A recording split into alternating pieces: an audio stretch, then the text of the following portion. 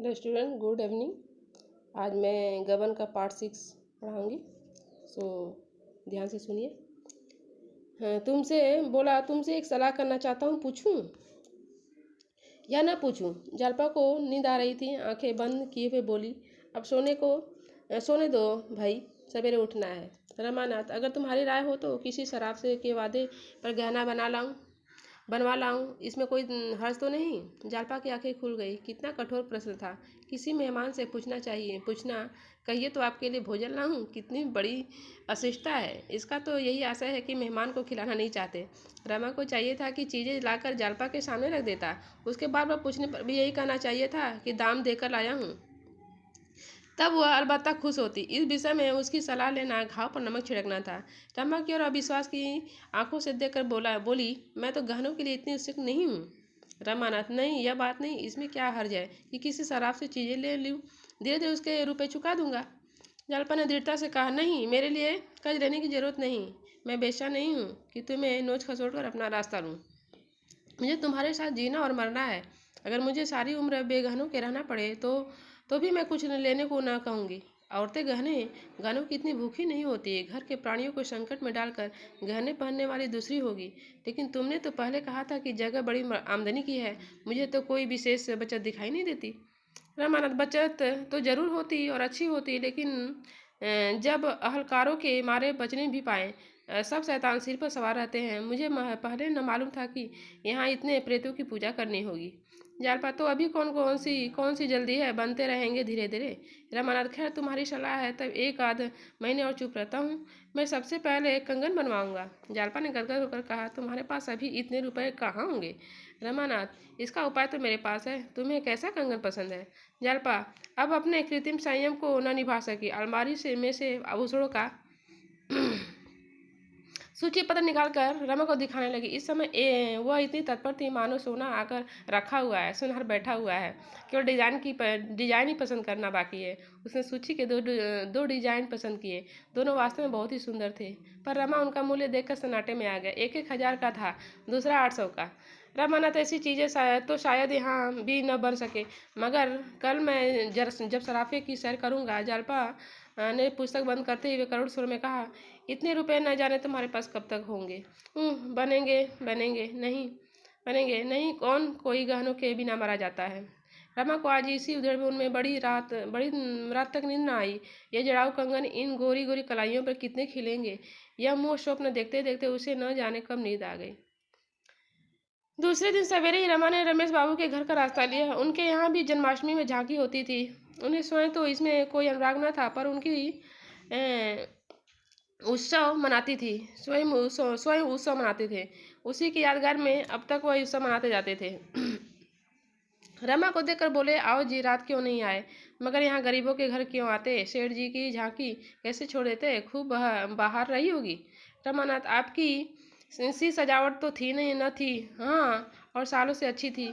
कई कत्थक और वेश्याएं भी आई थी। मैं तो चल रहा आया था, मगर सुना रात भर गाना होता रहा। रमेश, सेठ जी ने तो वचन दिया था कि वेश्याएं न आने पाऊंगी, पर यह क्या हुआ किया? इन मूर्खों के हाथों हिंदू धर्म का सर्वनाश हो जाएगा। एक तो वेश्याओं का नाम भी यो भी बुरा, उस पर ठाकुर द्वारे में छी छी, न जाने इन गधों को कब अकल आएगी। रमानाथ, वेश्याएं न हो तो झांकी देखने जाए ही कौन? सभी तो आपकी तरह योगी और तपस्वी नहीं है। रमेश, मेरा बस चले तो मैं कानून से यह दुराचार बंद कर दूं, और खैर फुर्सत हो तो आओ एक आध बाजी हो जाए। रमानाथ, और आया किस लिए हूँ, मगर आज आपको मेरे साथ जरा सराफी तक चलना पड़ेगा। यो कई बड़ी बड़ी कोठियों से मेरा परिचय है, मगर आपके रहने से कुछ और ही बात होगी।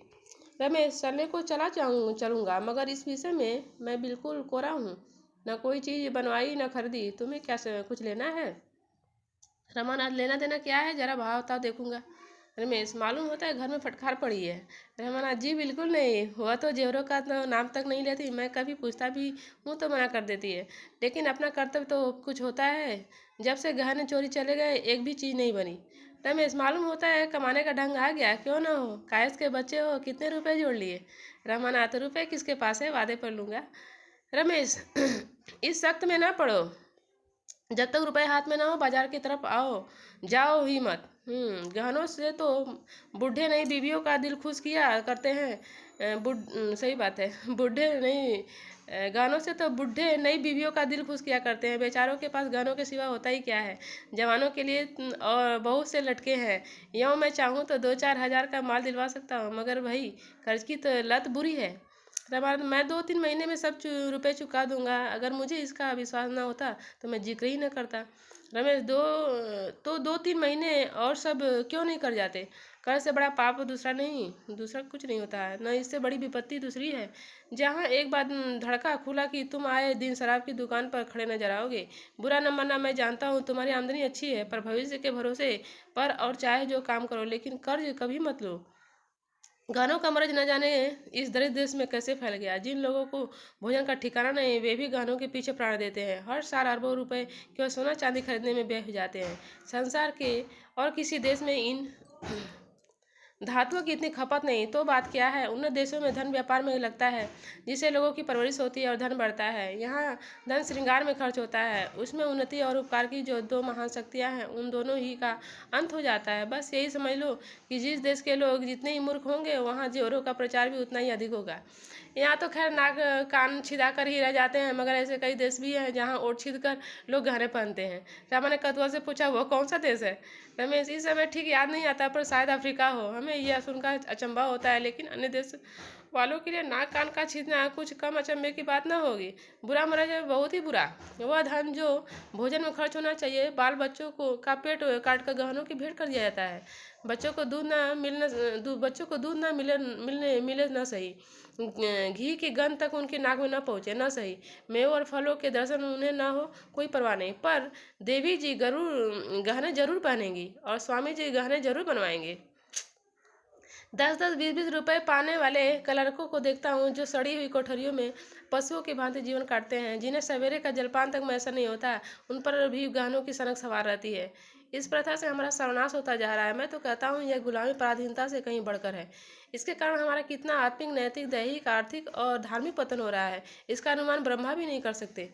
रामाराज, मैं तो समझता हूँ ऐसा कोई भी देश नहीं है जहाँ स्त्रियाँ गहने न पहनती हों। क्या यूरोप में गहनों का रिवाज नहीं है। रमेश, तो तुम्हारा देश यूरोप तो नहीं है। वहाँ के लोग धनी हैं, वह धन लुटाएं, उन्हें शोभा देता है। हम दरिद्र हैं, हमारी कमाई का एक पैसा भी फजूल न खर्च होना चाहिए। रमेश बाबू इस वाद विवाद में शतरंज भूल गए। छुट्टी का दिन था, 2-4 मिलने वाले और आ गए। रवाना चुपके से खिसाया। इस बहस में एक बात ऐसी थी जो उसके दिल में बैठ गई। गहने लेने का विचार उसके मन से निकल गया। कहीं वह जल्दी रुपया न चुका सका तो कितनी बड़ी बदनामी होगी। सराफे तक गए अवश्य, पर किसी दुकान में जाने का साहस न हुआ। उसने निश्चय किया, अभी 3-4 महीने तक गहने का नाम न लूंगा। वह घर पहुंचा तो 9 बज गए थे। दयानाथ ने उसे देखा तो पूछा, आज सवेरे सवेरे कहाँ चले गए थे। रमानाथ जरा बड़े बाबू से मिलने गया था। दयानाथ, आधे घंटे के लिए पुस्तकालय क्यों नहीं चले जाया करते। गपशप में दिन गंवा देते हो। अभी तुम्हारे पढ़ने लिखने की उम्र है। इम्तहान न सही, अपनी योग्यता तो बढ़ा सकते हो। एक सीधा सा खत लिखना पड़ जाता है तो बंगले झाँकने लगते हो। असली शिक्षा स्कूल छोड़ने के बाद ही शुरू होती है, और वही हमारे जीवन में काम भी आती है। मैंने तुम्हारे विषय में कुछ ऐसी बातें सुनी हैं जिनसे मुझे बहुत खेद हुआ, और तुम्हें समझा देना मैं अपना धर्म समझता हूँ। मैं यह हरगिज नहीं चाहता कि मेरे घर में हराम की एक कौड़ी भी आए। मुझे नौकरी करते 30 साल हो गए। चाहता वो अब तक हजारों रुपए जमा कर लेता, लेकिन मैं कसम खाता हूँ कि कभी एक पैसा भी हराम का नहीं लिया। तुम्हें यह आदत कहाँ से आ गई, यह मेरी समझ में नहीं आता। रमा ने बनावटी क्रोध दिखाकर कहा, किसने आपसे कहा, जरा उसका नाम तो बताइए, मुझे उखाड़ लूँ उसकी।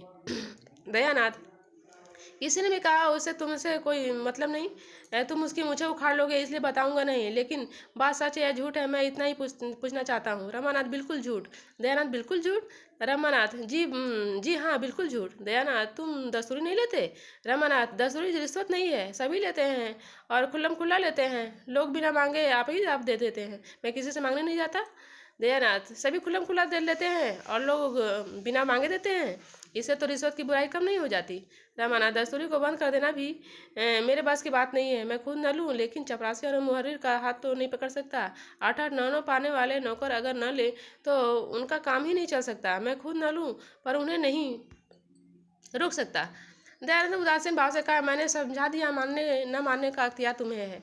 यह कहते ध्यान दफ्तर चले गए। रमा के मन में आया, साफ कह दे, आपने स्त्री बनकर क्या कर लिया जो मुझे दोष दे रहे हैं? हमेशा पैसे पैसे के मुहताज रहे हैं। लड़कों को पढ़ा तक न सके, जूते कपड़े तक न पहना सके। यर्डिंग माना तब शोभा देता जब कि नीयत भी साफ रहती और जीवन भी सुख से कटता। रमा घर में गया तो माता ने पूछा, आज कहाँ चले गए थे बेटा? तुम्हारे बाबूजी इसी पर बिगड़ रहे थे।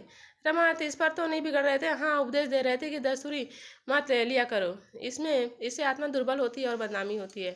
जागेश्वरी, तुमने कहा नहीं? आपने बड़ी ईमानदारी तो की, तो कौन से झंडे गाड़ दिए? सारी जिंदगी पेट पालते रहे। रमानाथ, कहना तो चाहता था पर चिढ़ जाते।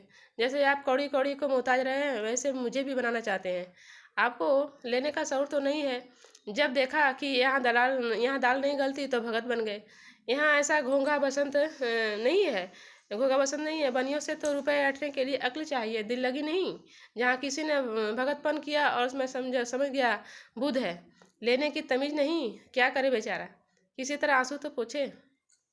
जागेश्वरी, बस बस यही बात है बेटा, जिसे लेना आवेगा वो जरूर लेगा। इन्हें तो बस घर में कानून बघारना आता है और किसी के सामने बात तक तो मुंह से निकलती नहीं। रुपए निकालना तो मुश्किल है। रमा दफ्तर जाते समय ऊपर कपड़े पहनने गया तो जालपा ने उसे 3 लिफाफे डाकपिन छोड़ने के लिए दिए। इस वक्त उसने तीनों लिफाफे में जेब में डाल दिए। लेकिन उसने रास्ते में उन्हें खोलकर चिट्ठियाँ पढ़ने लगा। चिट्ठियाँ क्या थी? विपत्ति और वेदना का करुण विलाप था जो उसने अपनी तीनों सहेलियों को सुनाया था। तीनों का विषय एक ही था, केवल भावों का अंतर था। जिंदगी पहाड़ हो गई है, ना रात को नींद आती है ना दिन को आराम। पतिदेव को प्रसन्न करने के लिए कभी कभी हंस बोल लेती हूँ, पर दिल हमेशा रोया करता है। न किसी के घर जाती हूँ, न किसी को मुंह दिखाती हूँ। ऐसा जान पड़ता है कि यह शोक मेरी जान ही लेकर छोड़ेगा। मुझसे वादे तो रोज किए जाते हैं, रुपए जमा हो रहे हैं, सुनार ठीक किया जा रहा है, डिजाइन तय किया जा रहा है, पर यह सब धोखा है और कुछ नहीं। रमा ने तीनों चिट्ठियाँ जेब में रख ली। डाकखाना सामने से निकल गया, पर उसने उन्हें छोड़ा नहीं। यह अभी तक यही समझती रही कि मैं इसे धोखा दे रहा हूँ। क्या करूँ, कैसे विश्वास दिलाऊँ? अगर अपना बस होता तो इसी वक्त आभूषण के टोकरे भर भर जालपा के सामने कर रख देता। उसे किसी बड़े शराब की दुकान पर ले जाकर कहता, तुम्हें जो जो चीज़ें लेनी हो ले लो। कितनी अपार वेदना है जिसने विश्वास का भी अपहरण कर लिया है। उसको आज उस चोट का सच्चा अनुभव हुआ जो उसने झूठी मर्यादा की रक्षा में उसे पहुंचाई थी। अगर वह जानता उस अभिनय का यह फल होगा तो कदाचित अपनी डींगों का पर्दा खोल देता। क्या ऐसी दशा में भी जब जालपा इस शोक ताप से फूंकी जा रही थी, रमा को कर्ज लेने में संकोच करने की जगह थी? उसका हृदय कातर हो उठा। उसने पहली बार सच्चे हृदय से ईश्वर से याचना की, भगवान मुझे चाहे दंड देना पर मेरी जालपा को मुझसे मत छीनना। इससे पहले मेरे हर लेना। उसके रोम रोम से आत्मध्वनि से निकलने लगी, ईश्वर ईश्वर मेरी दिन दशा पर दया करो। लेकिन उसके साथ ही उसे जालपा पर क्रोध भी आ रहा था। जालपा ने क्यों मुझसे यह बात नहीं की, मुझसे क्यों पर्दा रखा और मुझसे पर्दा रखकर अपनी सहेलियों से यह दुखड़ा रोया।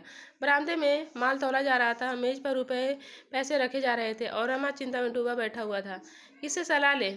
उसने विवाह ही क्यों किया? सारा भी उसका अपना था। जब वह घर की दशा जानता था तो क्या उसने विवाह करने से इनकार नहीं किया? आज उसका मन काम में नहीं लगता था, समय से पहले ही उठकर चला आया। जालपा ने उसे देखते ही पूछा, मेरी चिट्ठियाँ छोड़ तो नहीं दी? रमा ने बहाना किया, अरे इनकी तो याद ही नहीं रही, जेब में पड़ी रह गई। जालपा, यह बहुत अच्छा हुआ, लाओ मुझे दे दो, अब न भेजूंगी। रमानाथ, क्यों, कल भेज दूंगा। जालपा, नहीं, अब मुझे भेजना ही नहीं है। कुछ ऐसी बातें लिख गई थी जो मुझे न लिखना चाहिए था। अगर तुमने छोड़ दी होती तो मुझे दुख होता। सो आज ये आपका पार्ट 6 हुआ। उसके बाद नेक्स्ट पार्ट 7 होगा। तब तक आज के लिए इतना ही। Thank you.